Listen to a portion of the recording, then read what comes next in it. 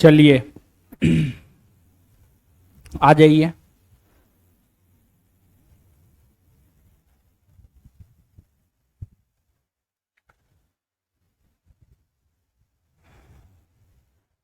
क्रांतिकारी आंदोलन पढ़ा रहे थे ना, क्रांतिकारी आंदोलन।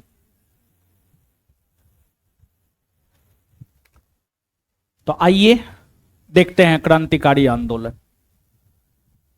देखिए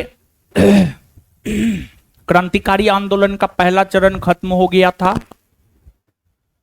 और फिर क्रांतिकारी आंदोलन के द्वितीय चरण के विषय में हम आपको बता रहे थे। क्रांतिकारी आंदोलन का द्वितीय चरण जो कि 1924 से 1934 के बीच चला है। क्रांतिकारी आंदोलन का जो द्वितीय चरण है वह 1924 से 1934 के बीच में चला है। इस अवधि के दौरान जो है काकोरी कांड को अंजाम दिया गया तथा और भी कई सारी घटनाएं घटित हुई है। और इस चरण के क्रांतिकारी आंदोलन में भगत सिंह का नाम आता है, चंद्रशेखर आजाद का नाम आता है, सुखदेव का नाम आता है, राजगुरु का नाम आता है। तो इन सभी के विषय में हम लोगों को जानना है। देखिए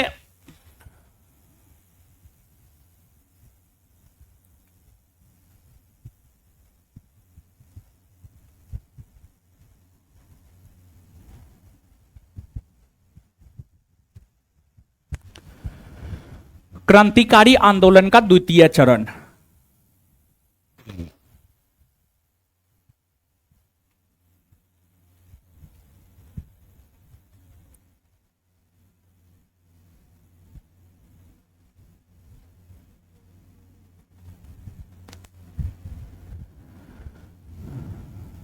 का द्वितीय चरण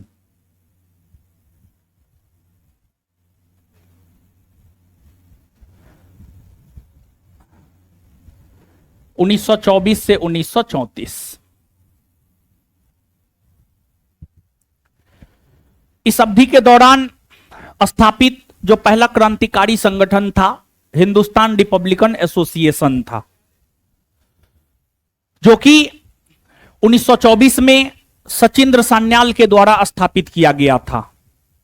और हिंदुस्तान रिपब्लिकन एसोसिएशन के सदस्यों के द्वारा ही काकोरी कांड को अंजाम दिया गया था, जिस काकोरी कांड में 4 क्रांतिकारियों को फांसी की सजा दी गई। रामप्रसाद बिस्मिल, अशफाक उल्लाह खां, रोशन सिंह और राजेंद्र लाहिड़ी। इन बातों से हम आपको अवगत करवा चुके हैं। रामप्रसाद बिस्मिल को गोरखपुर जेल में, अशफाक उल्लाह खां को फैजाबाद जेल में, रोशन सिंह को नैनी जेल में, राजेंद्र लाहिड़ी को गोंडा जेल में फांसी की सजा वर्ष 1927 ईस्वी में दी गई। तो ये सब बात से हम लोग अवगत हो चुके हैं। क्रांतिकारी आंदोलन के द्वितीय चरण की हम बात करें तो क्रांतिकारी आंदोलन के द्वितीय चरण के दौरान स्थापित संगठनों में एक नौजवान सभा का नाम आता है। नौजवान सभा क्रांतिकारी आंदोलन के द्वितीय चरण के दौरान, नौजवान सभा क्रांतिकारी आंदोलन के द्वितीय चरण के दौरान स्थापित एक क्रांतिकारी संगठन था। और यह जो क्रांतिकारी संगठन था, इस क्रांतिकारी संगठन की स्थापना वर्ष 1926 में हुई है। और वर्ष 1926 में इस क्रांतिकारी संगठन की स्थापना भगत सिंह ने छबील दास तथा अपने अन्य साथियों के साथ मिलकर किया है। भगत सिंह के विषय में कहा जाता है कि भगत सिंह युवा इटली आंदोलन, यंग इटली आंदोलन, युवा इटली आंदोलन, यंग इटली आंदोलन से प्रभावित होकर भगत सिंह ने, यंग इटली आंदोलन से प्रभावित होकर भगत सिंह ने 1926 में नौजवान सभा की स्थापना किया। भगत सिंह के विषय में कहा जाता है कि भगत सिंह का जन्म पंजाब प्रांत के लायलपुर जिले के बंगा गांव में हुआ था। पंजाब प्रांत के लायलपुर जिले के बंगा गांव में भगत सिंह का जन्म हुआ था। और आज के डेट में जो बंगा गांव है वह आपको पाकिस्तान में है। जैसे आज भारत में एक पंजाब प्रांत है, उसी प्रकार से पाकिस्तान में भी एक पंजाब प्रांत है। उसी प्रकार से पाकिस्तान में भी एक पंजाब प्रांत है। पाकिस्तान में भी एक पंजाब प्रांत है। पंजाब प्रांत के लायलपुर जिले के बंगा गांव में जहां भगत सिंह का जन्म हुआ था वह वर्तमान में पाकिस्तान में पड़ता है। वर्तमान में पाकिस्तान में पड़ता है, वहीं पर इनका जन्म हुआ था। इनके पिता किशन सिंह और माता विद्यावती कौर थी। इनके चाचा अजीत सिंह थे। इनके परिवार के जो लोग थे वे क्रांतिकारी प्रवृत्ति के पहले से थे, जिस वजह से क्रांतिकारी विचार का प्रभाव भगत सिंह पर पड़ा। क्रांतिकारी विचार का प्रभाव जो है आपको भगत सिंह पर पड़ा। और भगत सिंह का पृष्ठभूमि ही ऐसा था कि वे क्रांतिकारी बनकर निकले। और भगत सिंह ने नौजवान भारत सभा या नौजवान सभा नामक संगठन की स्थापना किया। और इस संगठन के जरिए देश के भीतर क्रांतिकारी गतिविधियों को भगत सिंह ने आगे बढ़ाने का काम किया। देश के भीतर क्रांतिकारी गतिविधियों को भगत सिंह ने आगे बढ़ाने का काम किया।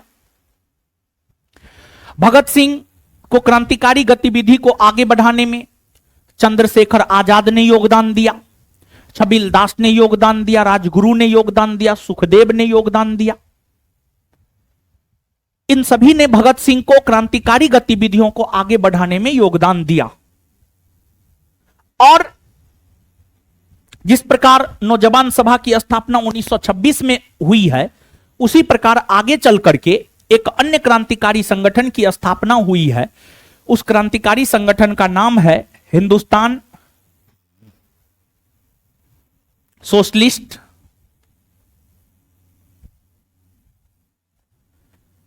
Republican association. Hindustan socialist Republican association, Hindustan socialist Republican association, HSRA, Hindustan socialist Republican association. और यह भी एक प्रकार का क्रांतिकारी संगठन ही है। और यह जो एक प्रकार का क्रांतिकारी संगठन है, इस क्रांतिकारी संगठन की स्थापना चंद्रशेखर आजाद और भगत सिंह, इस क्रांतिकारी संगठन की स्थापना चंद्रशेखर आजाद और भगत सिंह ने मिलकर किया। चंद्रशेखर आजाद और भगत सिंह ने मिलकर किया। और चंद्रशेखर आजाद भगत सिंह दोनों मिलकर के इस क्रांतिकारी संगठन की स्थापना की। और यह जो क्रांतिकारी संगठन है, आप याद कीजिए, एक 1924 में हिंदुस्तान रिपब्लिकन एसोसिएशन क्रांतिकारी संगठन बना था। तो जो हिंदुस्तान रिपब्लिकन एसोसिएशन नामक क्रांतिकारी संगठन 1924 में अस्तित्व में आया था, उसी का पुनर्गठित रूप है ये, उसी का पुनर्गठित रूप है ये। उसी के स्थान पर 1928 में दिल्ली के फिरोज शाह कोटला मैदान में हिंदुस्तान सोशलिस्ट रिपब्लिकन एसोसिएशन नामक क्रांतिकारी संगठन की स्थापना चंद्रशेखर आजाद और भगत सिंह दोनों ने मिलकर किया। चंद्रशेखर आजाद और भगत सिंह दोनों ने मिलकर किया। अगर आप चंद्रशेखर आजाद की बात करेंगे तो चंद्रशेखर आजाद के विषय में कहा जाता है कि इनका जन्म मध्य प्रदेश के अलीराजपुर जिले के भाबड़ा गांव में हुआ था। मध्य प्रदेश के अलीराजपुर जिले के भाबड़ा गांव में जो है चंद्रशेखर आजाद का जन्म हुआ था। और चंद्रशेखर आजाद के पिता थे सीताराम तिवारी और इनकी माता थी जगरानी देवी। इनकी माता जगरानी देवी थी। और चंद्रशेखर आजाद का जन्म वर्ष 1906 में हुआ था और भगत सिंह का जन्म वर्ष 1907 में हुआ था। चंद्रशेखर आजाद की अगर हम लोग बात करें तो चंद्रशेखर आजाद का जन्म 1906 में और भगत सिंह का जन्म 1907 में हुआ था। यानी भगत सिंह चंद्रशेखर आजाद से छोटे थे। भगत सिंह की अगर हम लोग बात करें तो वे चंद्रशेखर आजाद से जो है आपको छोटे थे। और देखिए ये क्रांतिकारी अपनी क्रांतिकारी गतिविधियों को लगातार आगे बढ़ाने का काम कर रहे थे। और इन क्रांतिकारियों में जो भगत सिंह थे, भगत सिंह लाला लाजपत राय को अपना आदर्श माना करते थे। भगत सिंह की अगर हम बात करें तो जो भगत सिंह है वे लाला लाजपत राय को अपना आदर्श माना करते थे। लाला लाजपत राय को अपना आदर्श माना करते थे। और हुआ क्या था, वर्ष 1928 में, वर्ष 1928 में 17 नवंबर वर्ष 1928 या नवंबर वर्ष 1928, वर्ष 1928 में क्या हुआ था इसको आप समझिएगा।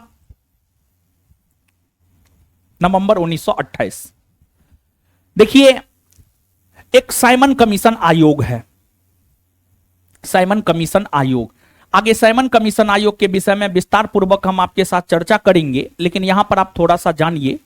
साइमन कमीशन आयोग का गठन हुआ था वर्ष 1927 में। साइमन कमीशन आयोग का गठन हुआ था वर्ष 1927 में और साइमन कमीशन आयोग का भारत आगमन हुआ वर्ष 1928 में। और साइमन कमीशन आयोग में टोटल 7 सदस्य थे और सातों के सातों अंग्रेज थे। साइमन कमीशन आयोग में सभी अंग्रेज सदस्य थे और साइमन कमीशन आयोग भारत के भौतिक संविधान के निर्माण को लेकर प्रारूप तैयार करता। यानी भारत के भौतिक संविधान बनने वाला था, उसका प्रारूप साइमन कमीशन आयोग तैयार करता और इसमें एक भी भारतीय सदस्य नहीं थे, जिस वजह से साइमन कमीशन आयोग का विरोध किया जा रहा था पूरे भारतवर्ष में। और उसी क्रम में साइमन कमीशन आयोग का विरोध लाला लाजपत राय भी कर रहे थे। साइमन कमीशन आयोग का लाहौर के क्षेत्र में विरोध लाला लाजपत राय कर रहे थे, जिस वजह से लाला लाजपत राय के ऊपर लाठीचार्ज हुआ। और लाला लाजपत राय के ऊपर जो लाठीचार्ज हुआ, उस लाठीचार्ज में लाला लाजपत राय बुरी तरह घायल हो गए और फिर लाला लाजपत राय का निधन हो गया। और फिर लाला लाजपत राय का निधन हो गया। लाला लाजपत राय अपने निधन से पूर्व एक स्टेटमेंट दिया कि मेरे सिर पर लाठी का किया गया एक एक प्रहार अंग्रेजी सरकार के ताबूत का कील साबित होगा। और लाला लाजपत राय को अपना आदर्श भगत सिंह माना करते थे। भगत सिंह ही नहीं बल्कि जो हिंदुस्तान सोशलिस्ट रिपब्लिकन एसोसिएशन नामक क्रांतिकारी संगठन था, इस संगठन के सभी सदस्य लाला लाजपत राय को अपना आदर्श माना करते थे। जब इस संगठन को लाला लाजपत राय की हत्या के विषय में पता चला तो इस संगठन ने अपना लक्ष्य बनाया कि हमें लाला लाजपत राय की हत्या का बदला लेना है, हमें लाला लाजपत राय की हत्या का बदला लेना है।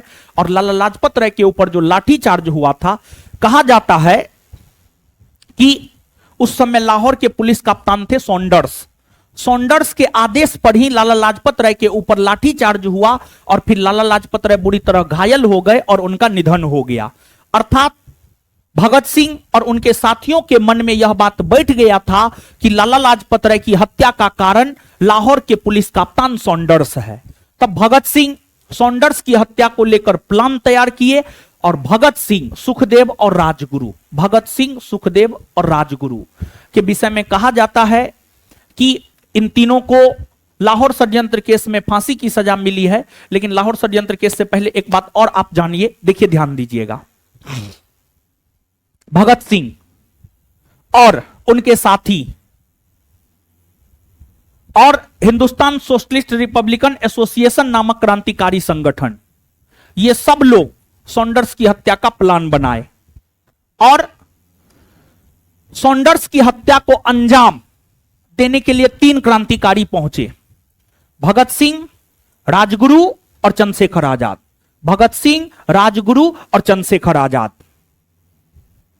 सॉन्डर्स की घेरेबंदी की गई और सॉन्डर्स को इन तीनों ने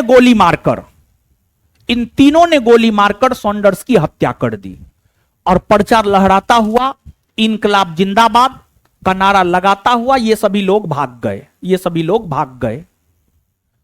सॉन्डर्स की हत्या जो भगत सिंह और उनके साथियों ने मिलकर किया, इसी को लेकर जो भगत सिंह और उनके साथियों पर मुकदमा चलाया गया, उस मुकदमा को ही इतिहास में लाहौर षड्यंत्र केस कहते हैं। उस मुकदमा को ही इतिहास में लाहौर षड्यंत्र केस कहते हैं। और लाहौर षड्यंत्र केस के अंतर्गत भगत सिंह, सुखदेव और राजगुरु, भगत सिंह, सुखदेव और राजगुरु को 23 मार्च 1931 ईस्वी को फांसी की सजा दी गई। 23 मार्च 1931 ईस्वी को फांसी की सजा दी गई। देखिए, अगर आप चंद्रशेखर आजाद की बात करेंगे तो चंद्रशेखर आजाद सॉन्डर्स को मारने में भगत सिंह के साथ था, लेकिन चंद्रशेखर आजाद लाहौर षड्यंत्र केस से बच निकले और चंद्रशेखर आजाद काकोरी कांड को भी अंजाम देने में सफल हुए थे, लेकिन वहां से भी वे भाग निकले थे। यानी चंद्रशेखर आजाद एक ऐसे क्रांतिकारी हुए जो काकोरी षड्यंत्र केस में भी बच निकले थे और लाहौर षड्यंत्र केस में भी बच निकले थे। काकोरी कांड को लेकर जो केस चलाया गया वो काकोरी षड्यंत्र केस है, उसमें भी चंद्रशेखर आजाद बच निकले थे। और लाहौर के पुलिस कप्तान सॉन्डर्स की हत्या को लेकर जो केस चलाया गया उसे लाहौर षड्यंत्र केस कहते हैं। लाहौर षड्यंत्र केस में भी चंद्रशेखर आजाद बच निकले थे। चंद्रशेखर आजाद एक ऐसे क्रांतिकारी हैं जो लाहौर षड्यंत्र केस और काकोरी षड्यंत्र केस दोनों में बच निकले थे। और चंद्रशेखर आजाद के विषय में कहा जाता है कि उनके अपने ही एक मित्र हुआ करते थे वीरभद्र तिवारी जो है चंद्रशेखर आजाद के मित्र हुआ करते थे। वीरभद्र तिवारी जो है चंद पैसों के लोभ में चंद्रशेखर आजाद के खिलाफ मुखबिरी किया। मतलब चंद्रशेखर आजाद की सूचना अंग्रेजों को दे दिया। चंद्रशेखर आजाद कहां रहते हैं, किस वेशभूषा में रहते हैं, किसी को कोई अता पता नहीं होता था, लेकिन उनका एक परम मित्र हुआ करता था वीरभद्र तिवारी। वीरभद्र तिवारी को पता था कि चंद्रशेखर आजाद कब कहां रहते हैं, तो वीरभद्र तिवारी ने जो है चंद्रशेखर आजाद के खिलाफ मुखबिरी किया और उनके मुखबिरी के कारण ही इलाहाबाद के अल्फ्रेड पार्क में चंद्रशेखर आजाद को ब्रिटिश प्रशासन की पुलिस चारों तरफ से घेर लिया और 27 फरवरी 1931 ईस्वी को इलाहाबाद के अल्फ्रेड पार्क में चंद्रशेखर आजाद और अंग्रेजी पुलिस के बीच मुठभेड़ हुआ। जितना गोली चंद्रशेखर आजाद के पास था वो चलाए, लेकिन जब अंतिम गोली बचा उन्हें लगा कि अब हम अंग्रेजों के हत्थे पकड़ा जाएंगे, तो उन्होंने अंतिम गोली स्वयं मार ली और शहीद हो गए। लेकिन अंग्रेजों के हत्थे कभी नहीं पकड़ाए चंद्रशेखर आजाद कभी नहीं पकड़ाए। और एक बात और आप जानिए, देखिए, जिस प्रकार चंद्रशेखर आजाद के खिलाफ मुखबिरी वीरभद्र तिवारी ने किया, उसी प्रकार से भगत सिंह के खिलाफ भी मुखबिरी की गई थी। और भगत सिंह के खिलाफ मुखबिरी जो है फणींद्रनाथ घोष ने किया था। बिहार के बेतिया निवासी फणींद्रनाथ घोष भगत सिंह के खिलाफ मुखबिरी किया था और इसी वजह से भगत सिंह को फांसी मिली थी। और भगत सिंह की अगर आप बात करेंगे तो भगत सिंह जो है कई सारे क्रांतिकारी घटना को अंजाम दिए थे। जैसे भगत सिंह की अगर हम लोग बात करें तो उन्होंने लाहौर के पुलिस कप्तान सॉन्डर्स की गोली मारकर हत्या 1928 ईस्वी में की। लाहौर के पुलिस कप्तान सॉन्डर्स की गोली मारकर हत्या 1928 ईस्वी में की। और भगत सिंह के जन्म की अगर आप बात करेंगे तो भगत सिंह का जन्म हुआ है 1907 में। 1907 में भगत सिंह का जन्म हुआ है। 27 सितंबर 1907 को भगत सिंह का जन्म हुआ था। और भगत सिंह ने लाहौर के पुलिस कप्तान सॉन्डर्स की गोली मारकर हत्या 1928 में की है। मतलब जब लाहौर के पुलिस कप्तान सॉन्डर्स की गोली मारकर हत्या भगत सिंह ने 1928 में किया था, तो उस समय इनका उम्र हुआ करता था लगभग 21 वर्ष। 21 वर्ष में थोड़ा कम ही था, लेकिन लगभग 21 वर्ष जो है आपको भगत सिंह का उम्र हुआ करता था। इसके बाद भगत सिंह के विषय में कहा जाता है कि भगत सिंह जो है दिल्ली के केंद्रीय असेंबली में एक बिल पास हो रहा था, पब्लिक सेफ्टी बिल। दिल्ली के केंद्रीय असेंबली में एक पब्लिक सेफ्टी बिल पास हो रहा था। और दिल्ली के केंद्रीय असेंबली में जो है पब्लिक सेफ्टी बिल जब पास हो रहा था, पब्लिक सेफ्टी बिल, देखिए नाम है public safety bill. Public safety bill मतलब आम जनता को सुरक्षा देने को लेकर यह बिल लाया गया था। सुनने में अच्छा लग रहा है, लेकिन इस बिल का उद्देश्य मूल तौर पर था क्रांतिकारियों के आवाज को दबाना, क्रांतिकारियों के आवाज को दबाना इस बिल का मूल उद्देश्य था, जिस वजह से पब्लिक सेफ्टी बिल का विरोध भारत के क्रांतिकारी कर रहे थे। और इस बिल का विरोध करते हुए दिल्ली की केंद्रीय असेंबली में भगत सिंह ने 8 अप्रैल 1929 को 8 अप्रैल 1929 को जो है भगत सिंह ने दिल्ली की केंद्रीय विधानसभा में खाली बेंच पर बम फेंका और पर्चा लहराया।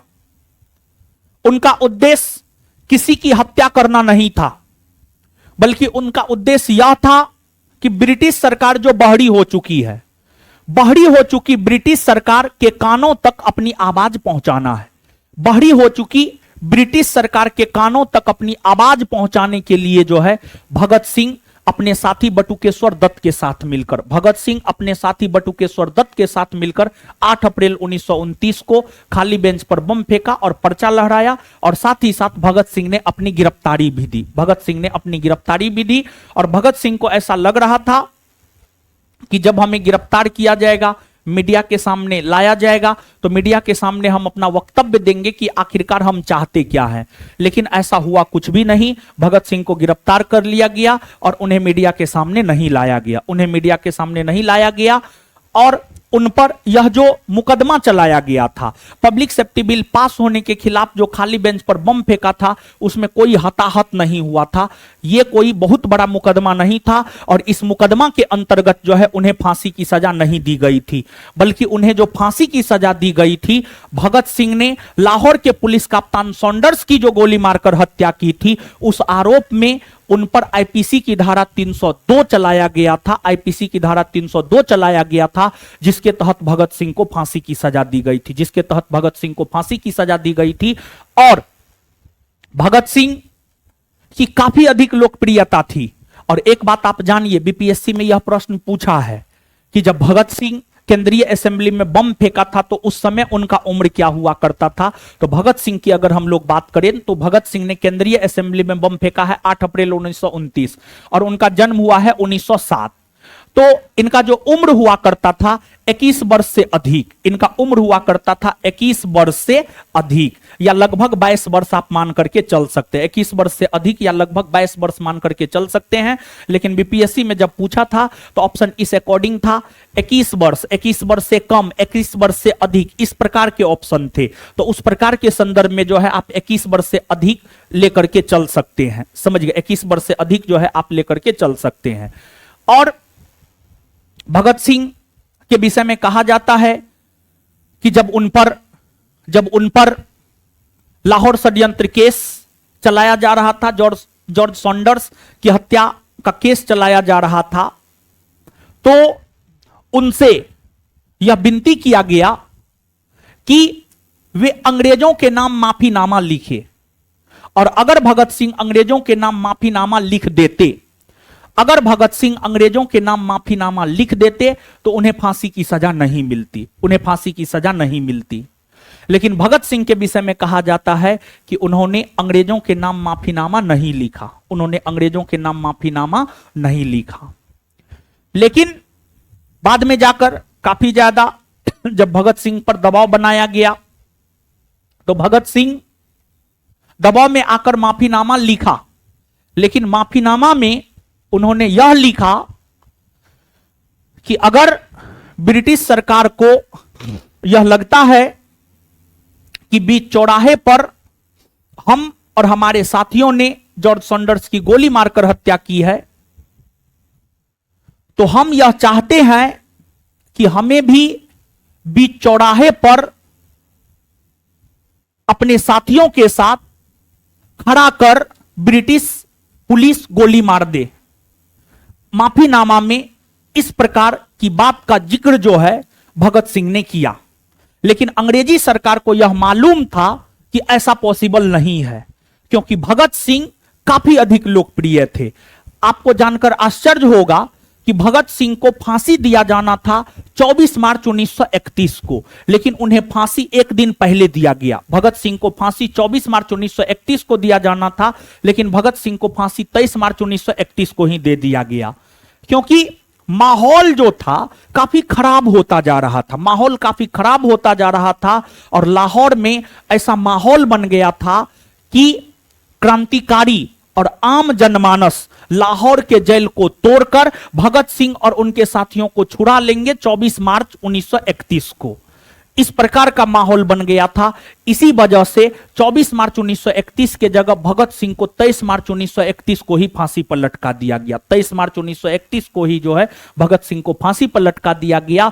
और कहा जाता है कि महात्मा गांधी ने भगत सिंह को बचाने का प्रयास नहीं किया। कहा जाता है कि महात्मा गांधी ने भगत सिंह को बचाने का प्रयास नहीं किया, लेकिन ध्यान दीजिएगा, लाहौर से एक समाचार पत्र छपता था, उस समाचार पत्र का नाम था द ट्रिब्यून। लाहौर से एक समाचार पत्र छपता था, उस समाचार पत्र का नाम था द ट्रिब्यून। द ट्रिब्यून ने इसको छापा है और द ट्रिब्यून ने यह कहा है कि महात्मा गांधी ने बचाने का प्रयास किया है। ऐसा नहीं है कि महात्मा गांधी ने बचाने का प्रयास नहीं किया है। देखिए, महात्मा गांधी, एक बात आप जानिए, भगत सिंह 21 वर्ष के उम्र में जितना लोकप्रिय हो गए थे, गांधी जी को उतनी लोकप्रियता 50-60 वर्ष के उम्र में मिला था। महात्मा गांधी को जितनी लोकप्रियता 50-60 वर्ष के उम्र में मिला था, भगत सिंह 20-21 वर्ष के उम्र में उतना अधिक लोकप्रिय हो गए थे। महात्मा गांधी अहिंसा के पुजारी थे, अहिंसा के पुजारी थे। वे हिंसा में विश्वास नहीं करते थे। उनका मानना था कि भगत सिंह ने हिंसा किया है। लेकिन महात्मा गांधी इस बात के भी पक्षधर नहीं थे कि भगत सिंह को फांसी मिले। महात्मा गांधी इस बात के पक्षधर नहीं थे कि भगत सिंह को फांसी मिले। महात्मा गांधी इस बात के पक्षधर थे कि उन्हें आजीवन कारावास मिल जाए, उन्हें आजीवन कारावास मिल जाए, फांसी ना मिले। महात्मा गांधी उस समय के वायसराय इरविन से मुलाकात किए, इरविन से गुहार लगाए कि भगत सिंह की फांसी की सजा को रोक दिया जाए। तो इरविन ने गांधी जी को सुझाव यही दिया था कि भगत सिंह से माफीनामा लिखवा दीजिए, हम रोक देते हैं सजा को। लेकिन भगत सिंह माफीनामा थोड़े लिखे। माफीनामा में तो ये लिखे थे कि जिस प्रकार हमने सॉन्डर्स की गोली मारकर हत्या बीच चौराहे पर किया है, उसी प्रकार हमें अपने साथियों के साथ बीच चौराहे पर गोली मारकर हमारी भी हत्या कर दी जाए। माफीनामा में भगत सिंह ये लिखे थे और अंग्रेजों को यह पता था कि यह पॉसिबल है नहीं, ऐसा संभव है नहीं। तो एक प्रकार से भगत सिंह ने कोई माफीनामा नहीं लिखा, और अगर भगत सिंह माफीनामा लिखते तो फांसी की सजा तो नहीं ही होती, भले आजीवन कारावास की सजा मिल जाती, लेकिन फांसी की सजा भगत सिंह को नहीं होती। लेकिन भगत सिंह उतने भी जो है आपको एक प्रकार से कहिए, यानी जीवन वे चाहते थे कि देश की आजादी के लिए, देश की स्वतंत्रता के लिए जीवन को खपा दे, लेकिन कायरता वाला काम नहीं करे। माफीनामा लिखना भगत सिंह के नजरों में एक कायरता का काम था। भगत सिंह के नजरों में माफीनामा लिखना एक कायरता का काम था, और भगत सिंह उतने भी कायर नहीं थे कि अंग्रेजों के नाम वे माफीनामा लिखते। हुए माफीनामा नहीं लिखे। भगत सिंह के अनेकों विचार हैं, भगत सिंह की अनेकों रचनाएं हैं, जहां से प्रश्न जो है आपको आते हुए रहे हैं। तो अब यहां तक जो है सबसे पहले चीजों को लिखिए, फिर आगे बताएंगे और लिखाएंगे।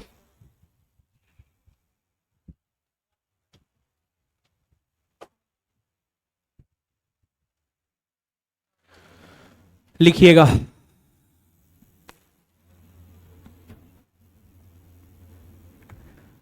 लिखिएगा।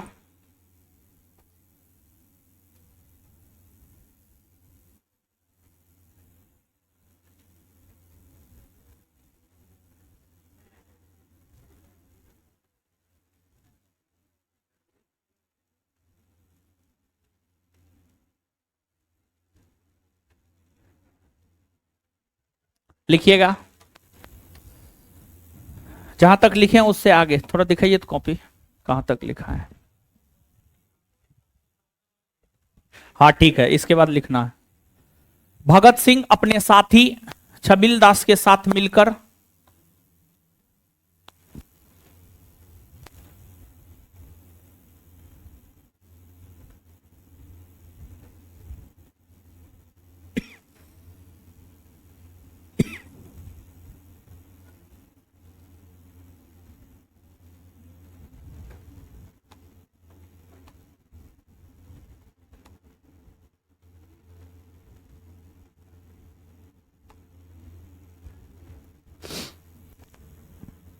भगत सिंह अपने साथी छबिल दास के साथ मिलकर 1926 ईस्वी में नौजवान सभा,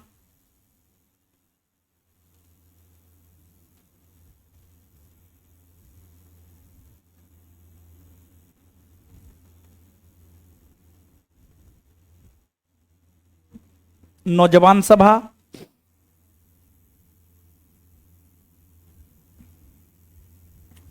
सभा की स्थापना किया।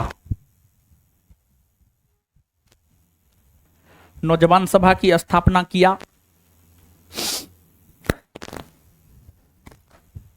इस संगठन की स्थापना भगत सिंह इस संगठन की स्थापना भगत सिंह इस संगठन की स्थापना Bhagat Singh young Italy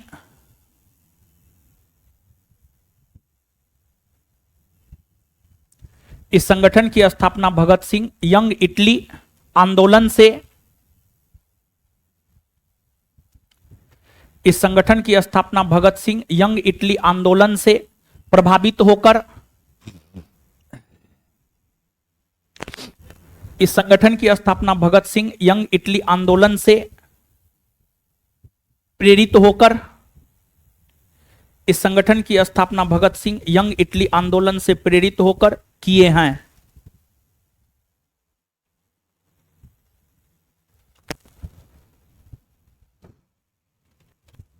next point, भगत सिंह का जन्म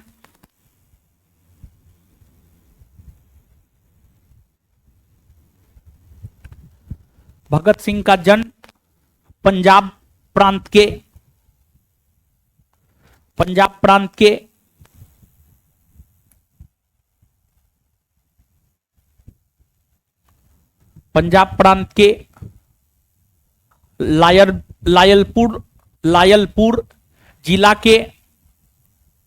लायलपुर जिला के बंगा गांव में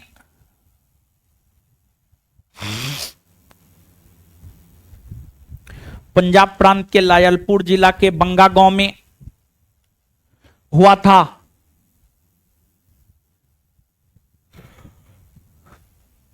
इनके पिता किशन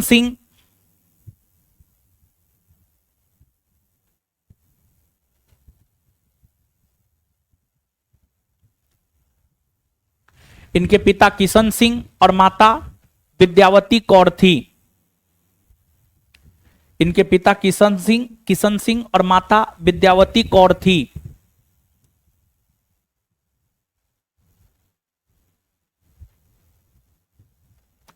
इनका जन्म 27 सितंबर 1907 को हुआ था। इनका जन्म 27 सितंबर 1907 को हुआ था।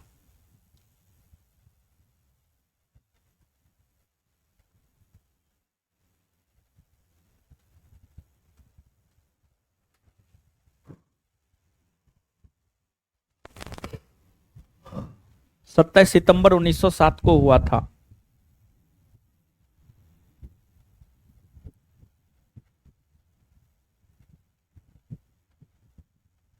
इन्हें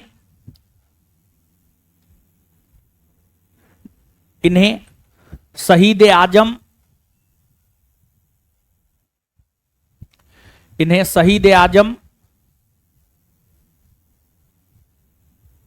के नाम से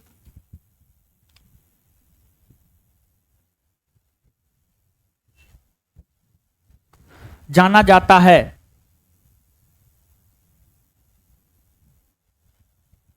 इन्होंने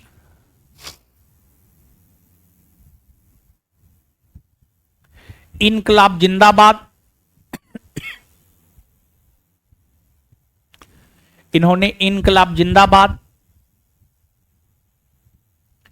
का नारा दिया।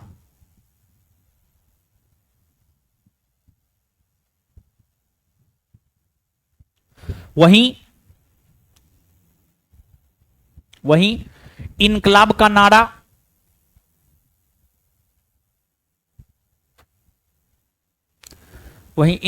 नारा मोहम्मद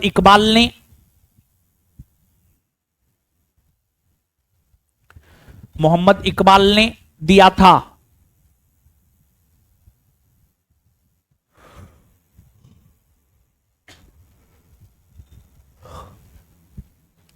नेक्स्ट पॉइंट लिखिएगा, चंद्रशेखर आजाद और भगत सिंह ने मिलकर, नेक्स्ट पॉइंट, अगला पॉइंट,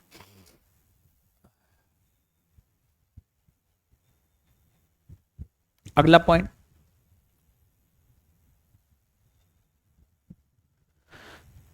चंद्रशेखर आजाद और भगत सिंह ने मिलकर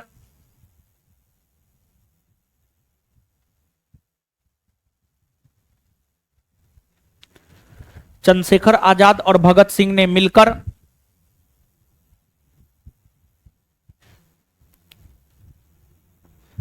चंद्रशेखर आजाद और भगत सिंह ने मिलकर दिल्ली के फिरोज शाह कोटला मैदान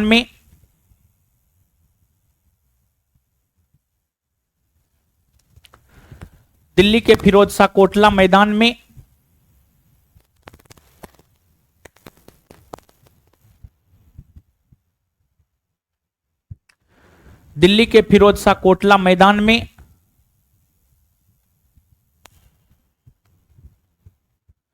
वर्ष 1928 ईस्वी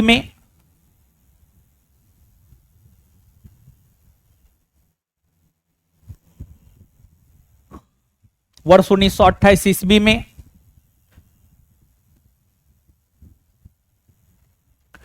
Hindustan socialist Republican association Hindustan socialist Republican association Hindustan socialist Republican association Hindustan socialist Republican association Hindustan socialist Republican association नामक संगठन की स्थापना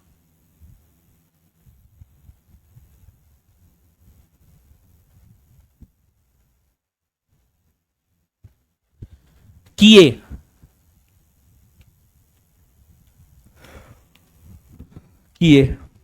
नीचे से चंद्रशेखर आजाद का जन्म, नेक्स्ट पॉइंट, अगला पॉइंट, चंद्रशेखर आजाद का जन्म वर्ष 1906 में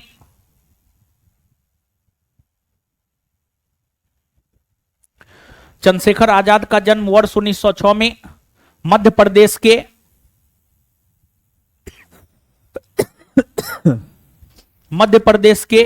अलीराजपुर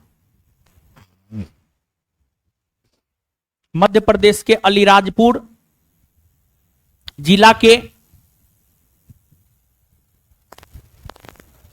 भाबड़ा गांव में, मध्य प्रदेश के अलीराजपुर जिला के भाबड़ा गांव में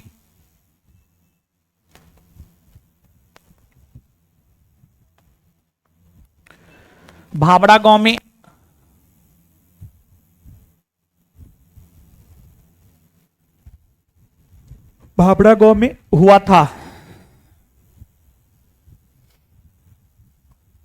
इनके पिता Sitaram Tiwari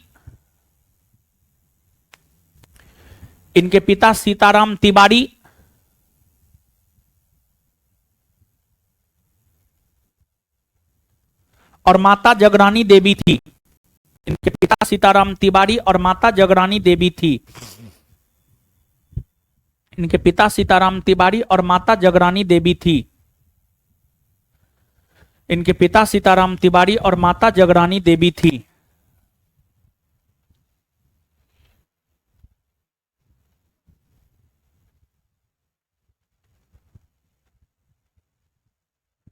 next point,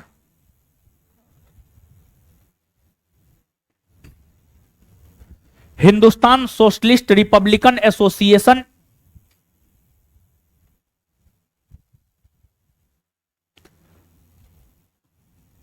Hindustan socialist Republican association,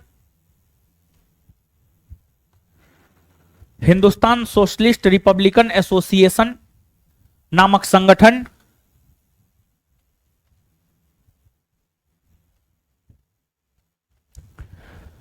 Hindustan socialist Republican association नामक संगठन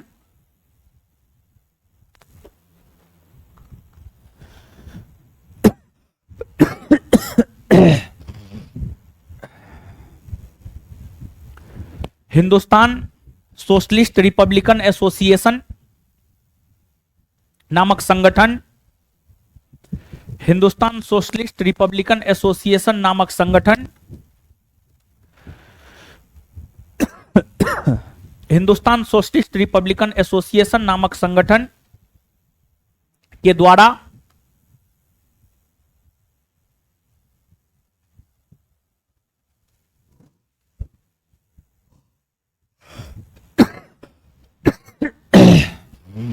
द्वारा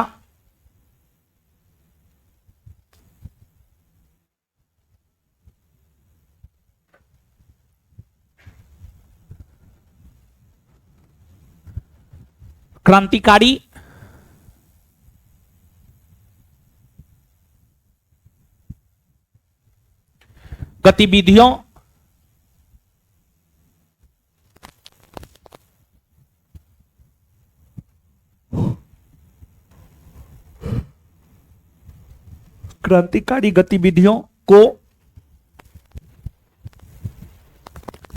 जो अंजाम दिया गया है, जो क्रांतिकारी गतिविधियों को अंजाम दिया गया है, जो क्रांतिकारी गतिविधियों को अंजाम दिया गया है, वह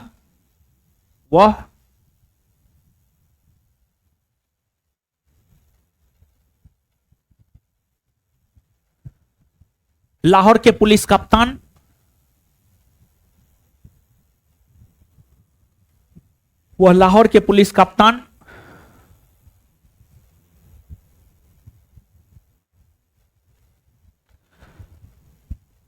सॉन्डर्स की हत्या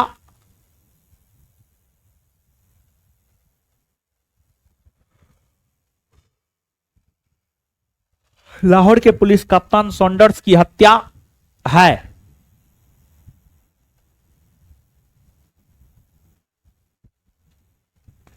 नेक्स्ट पॉइंट, भगत सिंह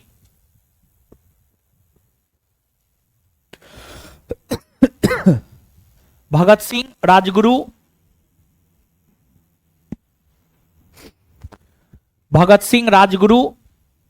और चंद्रशेखर आजाद ने मिलकर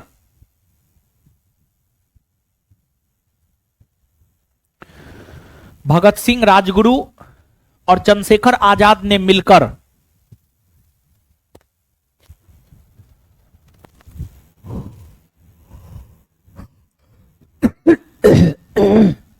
मिलकर दिसंबर 1928 ईस्वी में दिसंबर 1928 ईस्वी में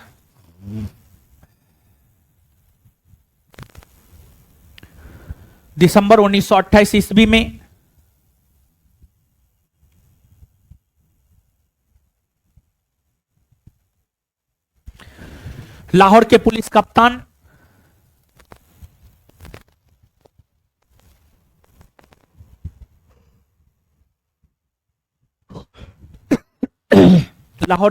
कप्तान सॉन्डर्स की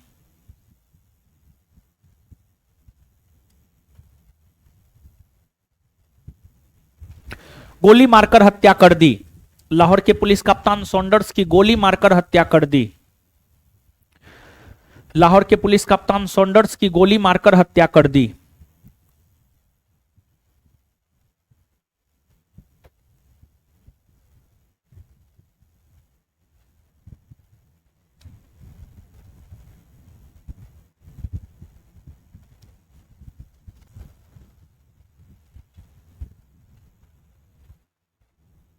क्योंकि सॉन्डर्स के कारण ही, क्योंकि सॉन्डर्स के कारण ही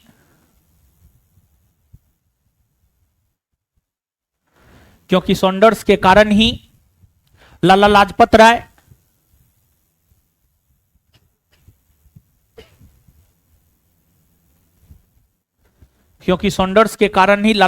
राय पर लाठीचार्ज हुआ।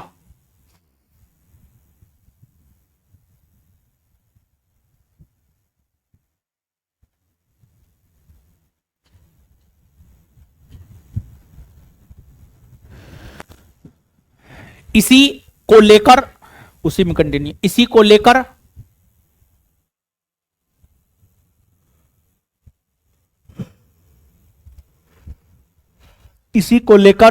भगत सिंह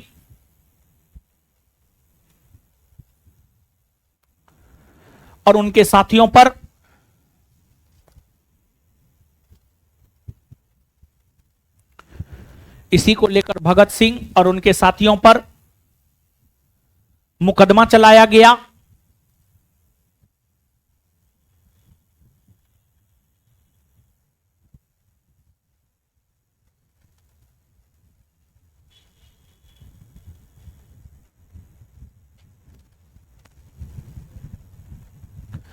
जिस मुकदमा को इतिहास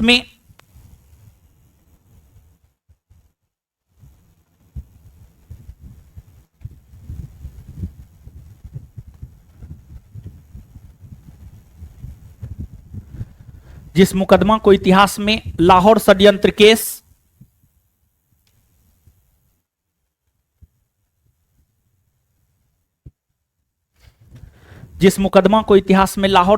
केस, कहते हैं,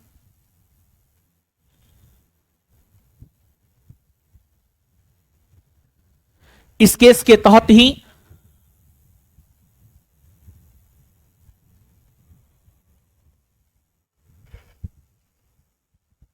इस केस के तहत ही 23 मार्च 1931 को इस केस के तहत ही 23 मार्च 1931 को इस केस के तहत ही 23 मार्च 1931 को इस केस के तहत ही 23 मार्च 1931 को भगत सिंह, राजगुरु और सुखदेव को इस केस के तहत ही 23 मार्च 1931 को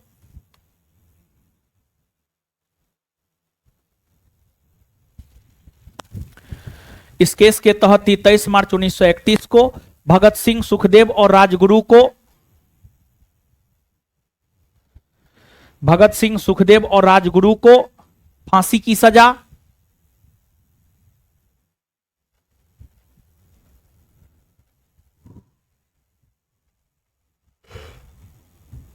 सजा दी गई।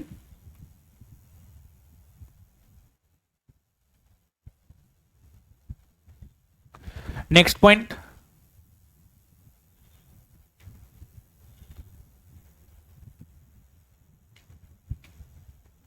आठ अप्रैल नेक्स्ट पॉइंट 8 अप्रैल 1929 को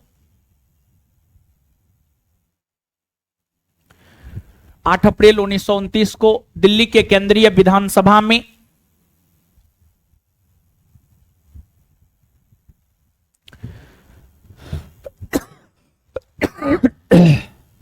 8 अप्रैल 1929 को दिल्ली की केंद्रीय विधानसभा में 8 अप्रैल 1929 को दिल्ली की केंद्रीय विधानसभा में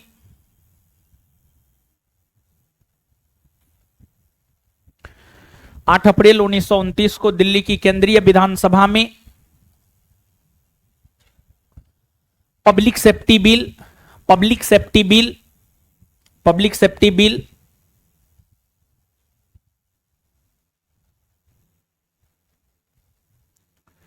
पारित किया जा रहा था।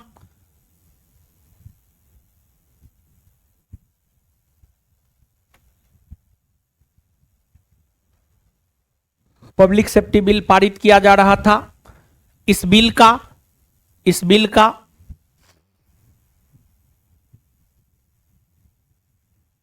विरोध करते हुए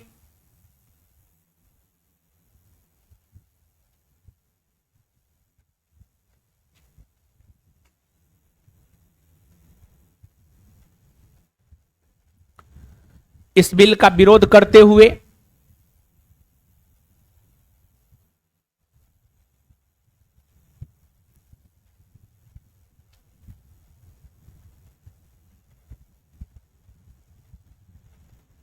इस बिल का विरोध करते हुए भगत सिंह अपने साथी बटुकेश्वर दत्त के साथ भगत सिंह अपने साथी बटुकेश्वर दत्त के साथ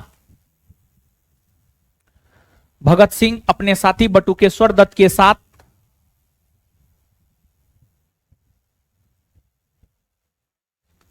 भगत सिंह अपने साथी बटुकेश्वर दत्त के साथ बटुकेश्वर दत्त के साथ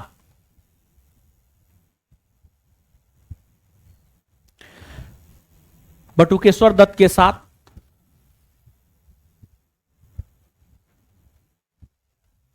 केंद्रीय विधानसभा में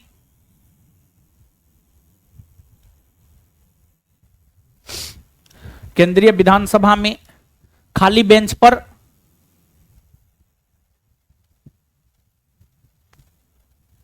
केंद्रीय विधानसभा में खाली बेंच पर बम फेंका खाली बेंच पर बम फेंका और पर्चे लहराया।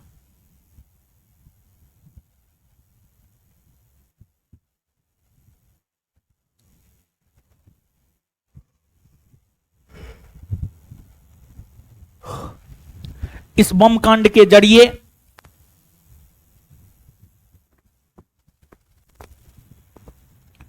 इस बम कांड के जरिए बहड़ी इस बम कांड के जरिए बहड़ी अंग्रेजी सरकार तक इस बम कांड के जरिए बहड़ी अंग्रेजी सरकार तक इस बम कांड के जरिए बहड़ी अंग्रेजी सरकार तक बहड़ी अंग्रेजी सरकार तक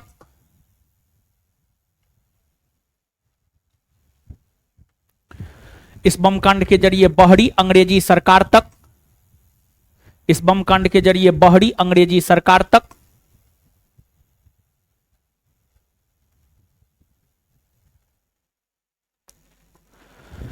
अपनी आवाज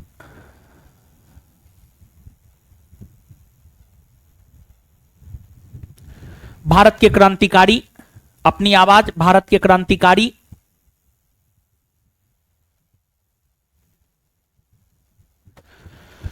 पहुंचाना चाह रहे थे।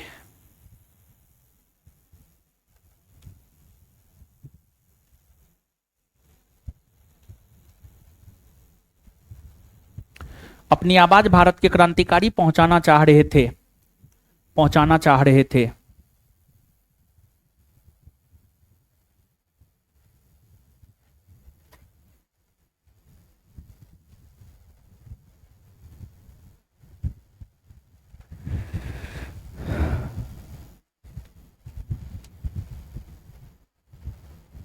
इस समय भगत सिंह का उम्र 21 वर्ष से थोड़ा अधिक था।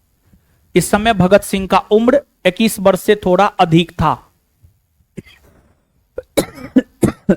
इस समय भगत सिंह का उम्र 21 वर्ष से थोड़ा अधिक था।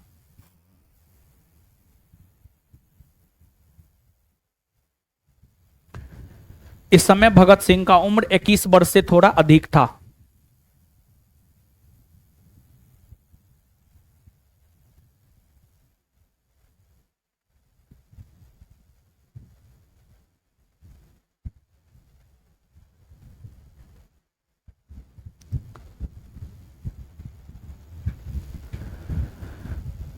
थोड़ा अधिक था। इस बम कांड के बाद ही भगत सिंह ने अपनी गिरफ्तारी दी थी। इस बम कांड के बाद ही भगत सिंह अपनी गिरफ्तारी दिए थे। इस बम कांड के बाद ही भगत सिंह अपनी गिरफ्तारी दिए थे।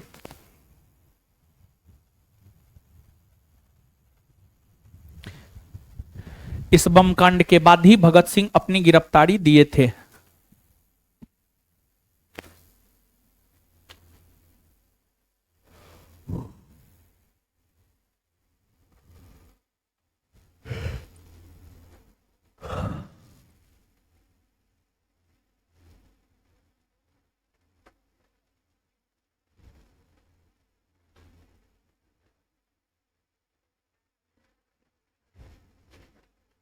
नेक्स्ट पॉइंट, चंद्रशेखर आजाद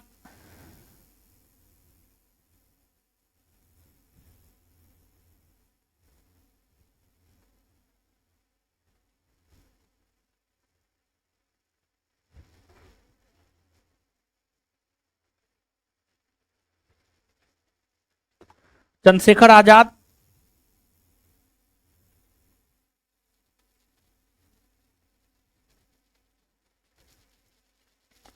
चंद्रशेखर आजाद एक ऐसे क्रांतिकारी हुए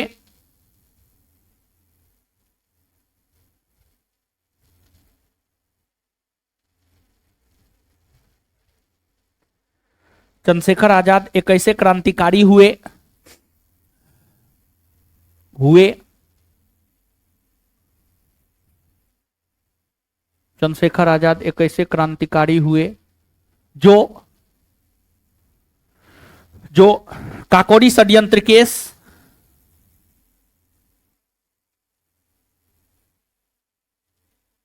और लाहौर षड्यंत्र केस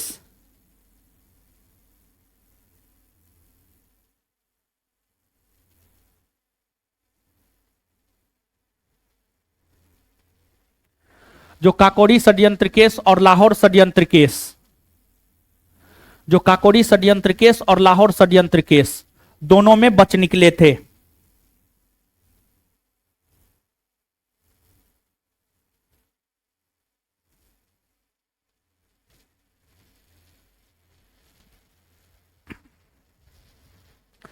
जो काकोरी षड्यंत्र केस और लाहौर षड्यंत्र केस दोनों में बच निकले थे।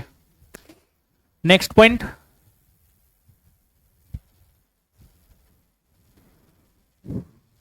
चंद्रशेखर आजाद के खिलाफ मुखबिरी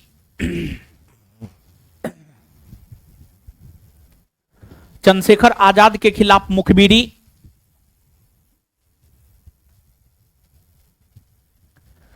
चंद्रशेखर आजाद के खिलाफ मुखबिरी वीरभद्र तिवारी ने किया।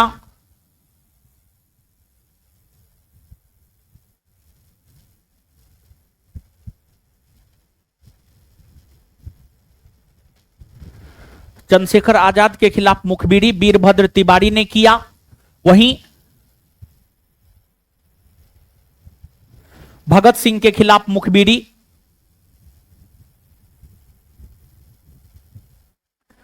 भगत सिंह के खिलाफ मुखबिरी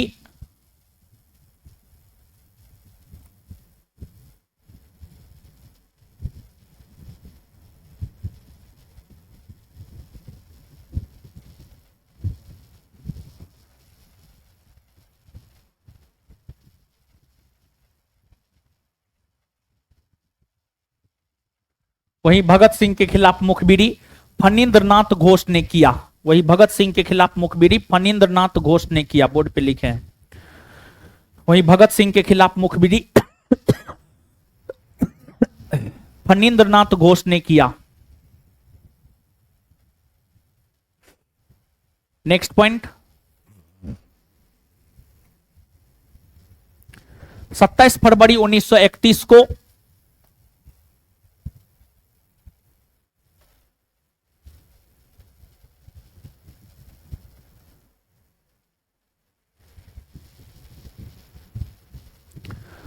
सत्ताईस फरवरी 1931 को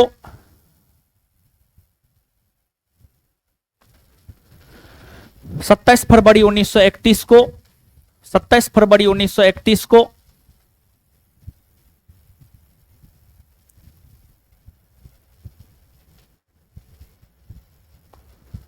27 फरवरी 1931 को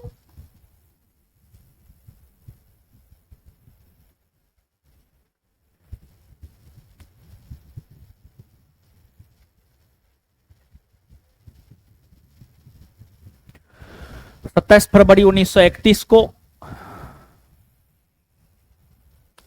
इलाहाबाद के अल्फ्रेड पार्क में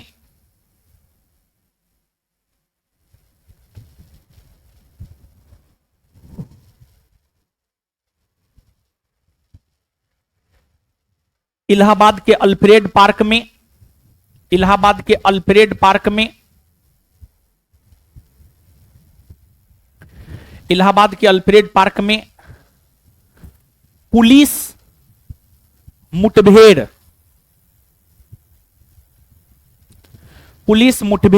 के दौरान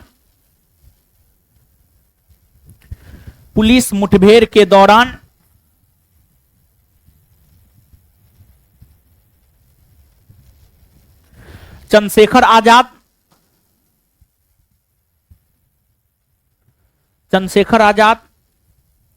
अंतिम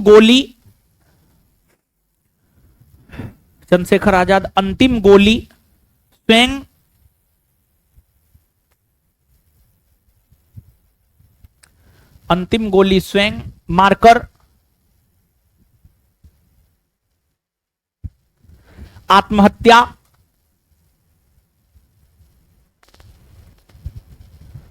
कर लिया।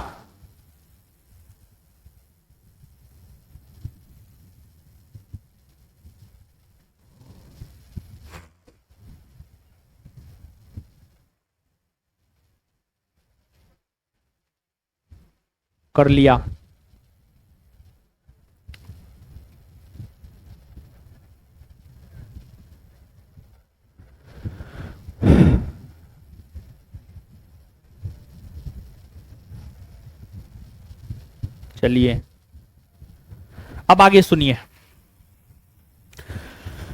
देखिए आपको द्वितीय चरण के क्रांतिकारी आंदोलन के दौरान एक और क्रांतिकारी हुआ करता था, उसका नाम था सूर्यसेन। सूर्यसेन जानते हैं? सूर्यसेन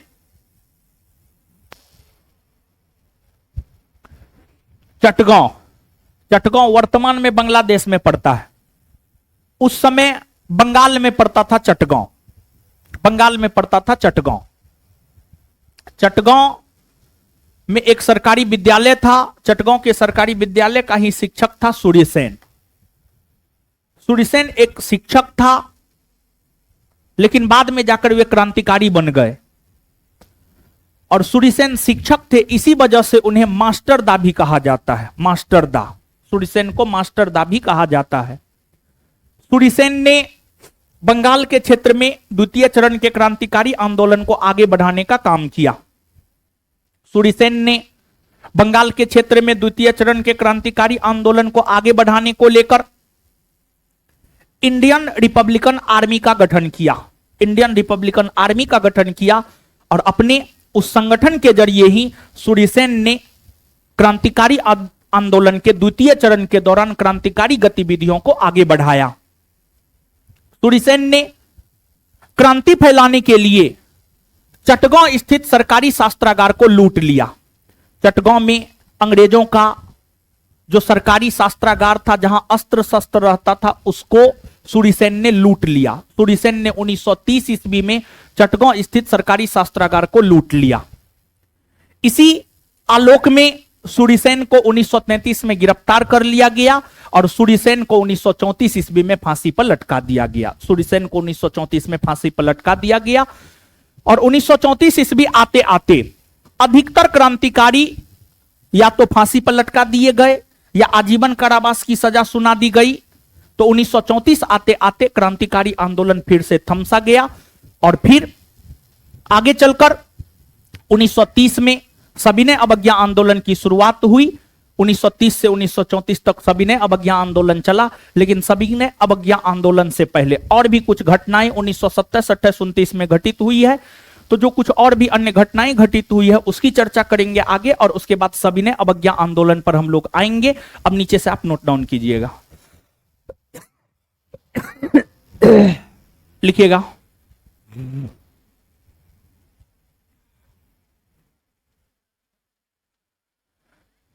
क्रांतिकारी आंदोलन,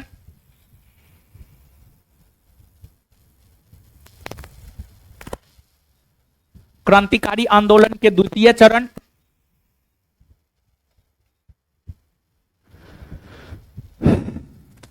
क्रांतिकारी आंदोलन के द्वितीय चरण के दौरान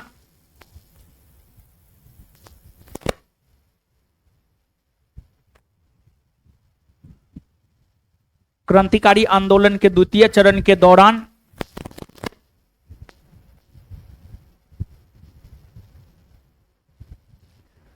क्रांतिकारी आंदोलन के द्वितीय चरण के दौरान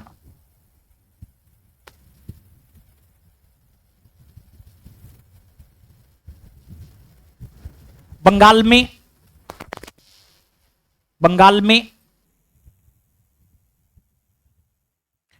क्रांतिकारी गतिविधियों को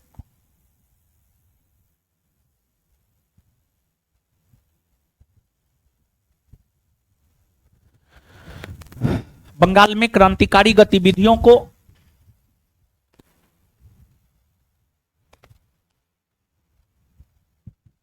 सूर्यसेन ने आगे बढ़ाया।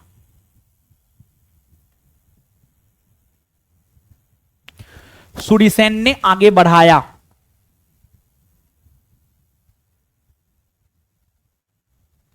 सूर्यसेन ने आगे बढ़ाया। सूर्यसेन को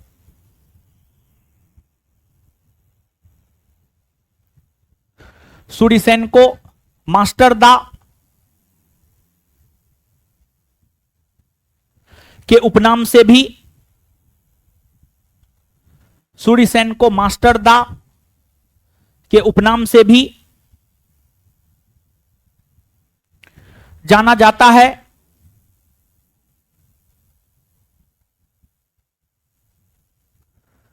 सूर्यसेन को मास्टर दा के उपनाम से भी जाना जाता है। सूर्यसेन को मास्टर दा के उपनाम से भी जाना जाता है।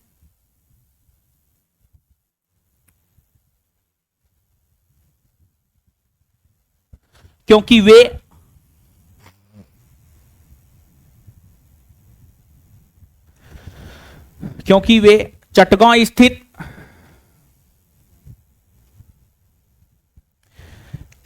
वे चटगांव स्थित सरकारी विद्यालय के शिक्षक थे।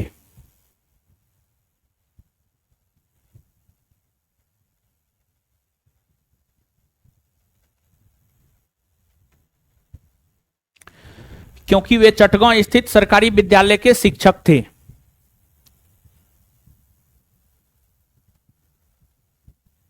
नेक्स्ट पॉइंट,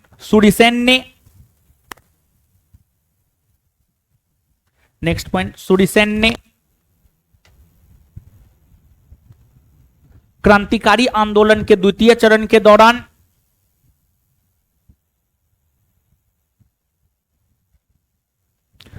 सूर्यसेन ने क्रांतिकारी आंदोलन के द्वितीय चरण के दौरान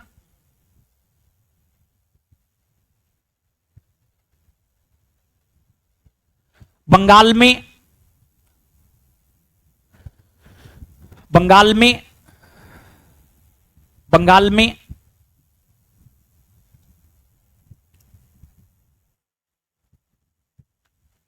इंडियन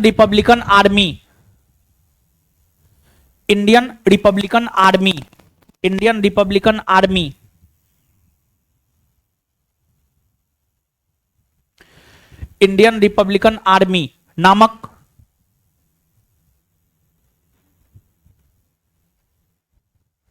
संगठन की स्थापना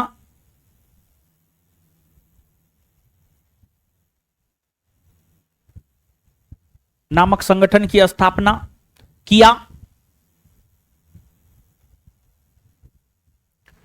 नेक्स्ट पॉइंट, अगला पॉइंट, सूर्यसेन ने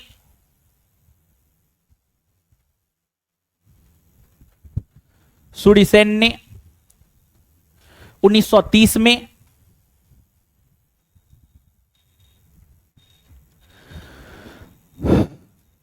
ने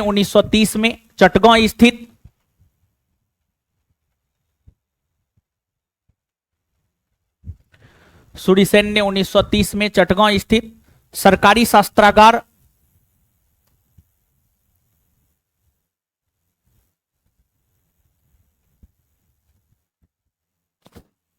शस्त्रागार को लूटा।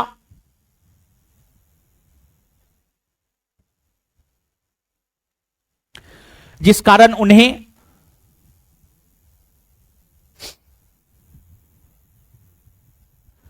1934 में गिरफ्तार कर लिया गया।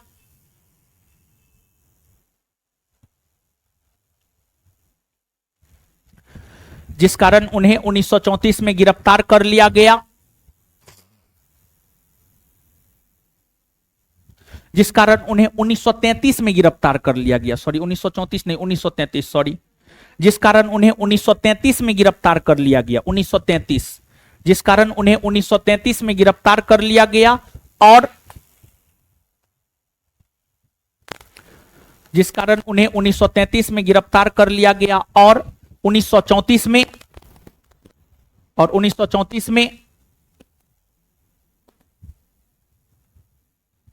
फांसी की सजा दे दी गई।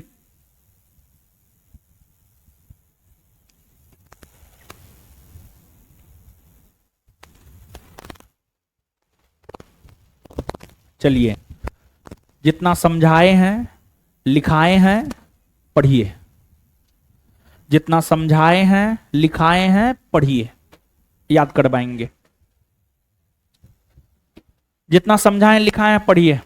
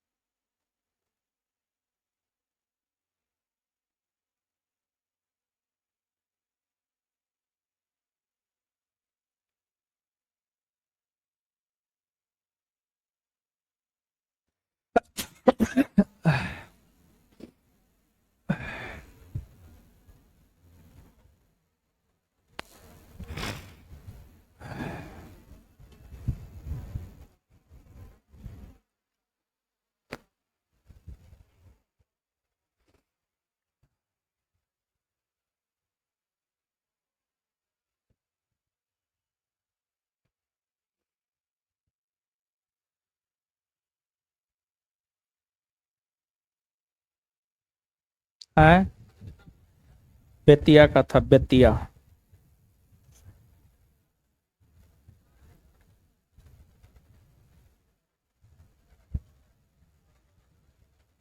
पढ़ लिए, आइए याद करते हैं। दीजिए कॉपी दीजिए।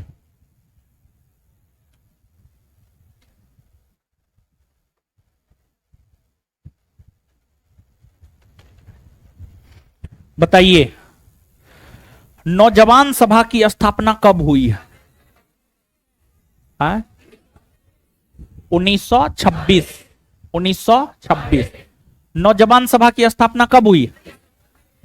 1926 नौजवान सभा की स्थापना कब हुई? नौजवान सभा की स्थापना कब हुई? 1926 में नौजवान सभा की स्थापना किसने किया?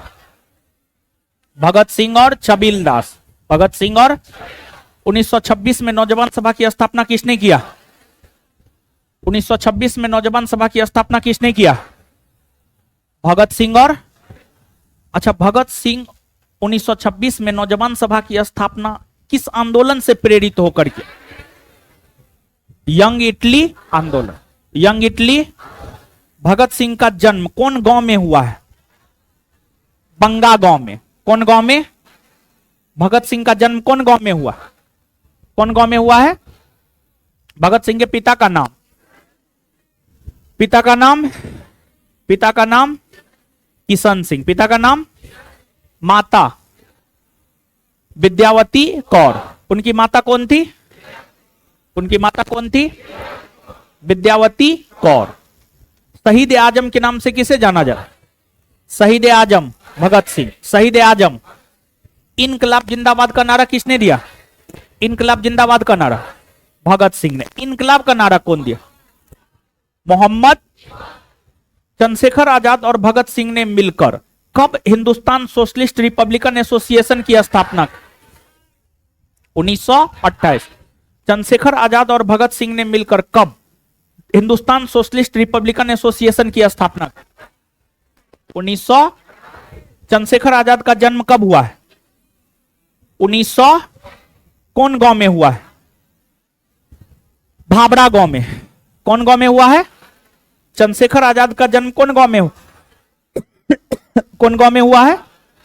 चंद्रशेखर आजाद के पिता का नाम? पिता का नाम सीताराम तिवारी। चंद्रशेखर आजाद के पिता का नाम सीताराम तिवारी। उनकी माता का नाम? माता का नाम आगे बताइएगा। सॉन्डर्स की गोली मारकर हत्या किन किन क्रांतिकारियों ने मिलकर किया? भगत सिंह, राजगुरु और चंद्रशेखर आजाद। किन किन क्रांतिकारियों ने मिलकर सॉन्डर्स की गोली मारकर हत्या की?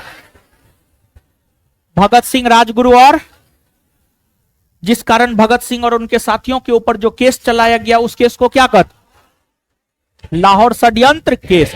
भगत सिंह को फांसी कौन केस में मिला? लाहौर षड्यंत्र केस। भगत सिंह को फांसी कौन केस में मिला? भगत सिंह, सुखदेव, राजगुरु तीनों को फांसी कौन केस में मिला? लाहौर षड्यंत्र केस। तीनों को फांसी कब मिला? 23 मार्च 1931। भगत सिंह, सुखदेव, राजगुरु को फांसी कब मिला? 23 मार्च 1931। भगत सिंह अपने किस साथी के साथ दिल्ली के केंद्रीय असेंबली में बम फेंका? बटुकेश्वर दत्त। किसके साथ? बटुकेश्वर दत्त। भगत सिंह अपने किस साथी के साथ दिल्ली के केंद्रीय असेंबली में बम फेंका? बटुकेश्वर दत्त। भगत सिंह बटुकेश्वर दत्त के साथ मिलकर दिल्ली के केंद्रीय असेंबली में बम कब फेंका? 8 अप्रैल 1929। 8 अप्रैल 1900।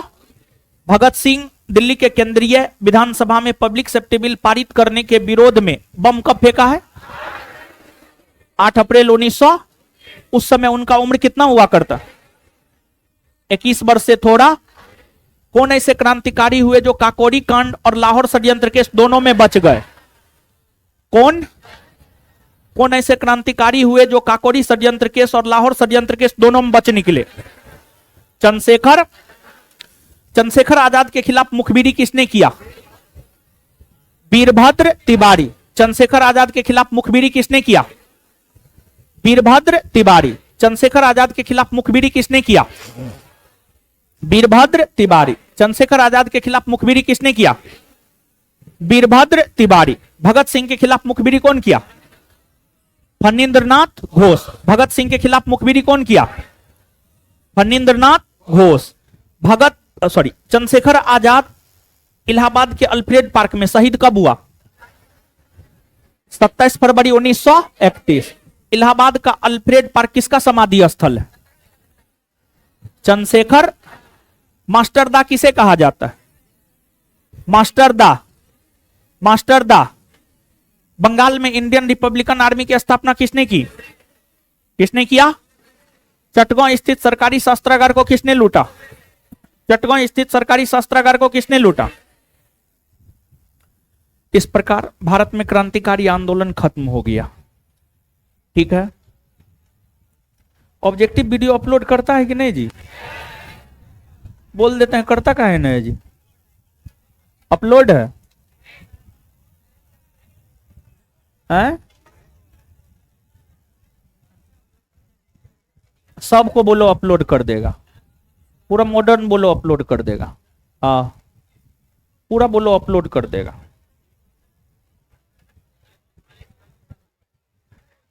चलिए, इससे आगे हम लोग कल मिलते। कल मेरा ही क्लास है, कल मेरा ही क्लास है। इससे आगे कल मिलते। क्रांतिकारी आंदोलन खत्म हो गया, ठीक है। लड़की लोग निकलिए पहले।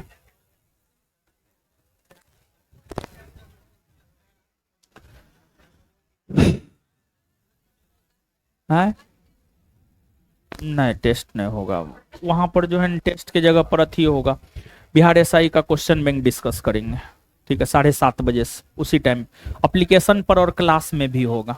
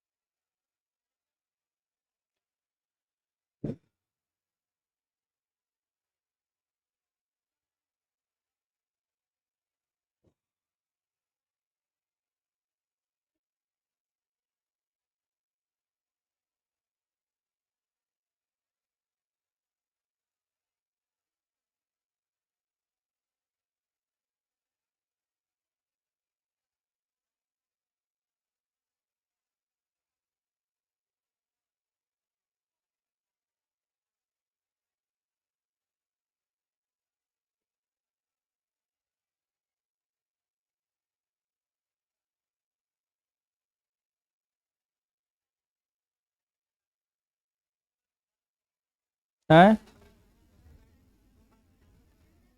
कौन सी का क्वेश्चन बैंक? क्वेश्चन बैंक तो एक दिन हुआ है क्लास, आज दूसरा क्लास होगा।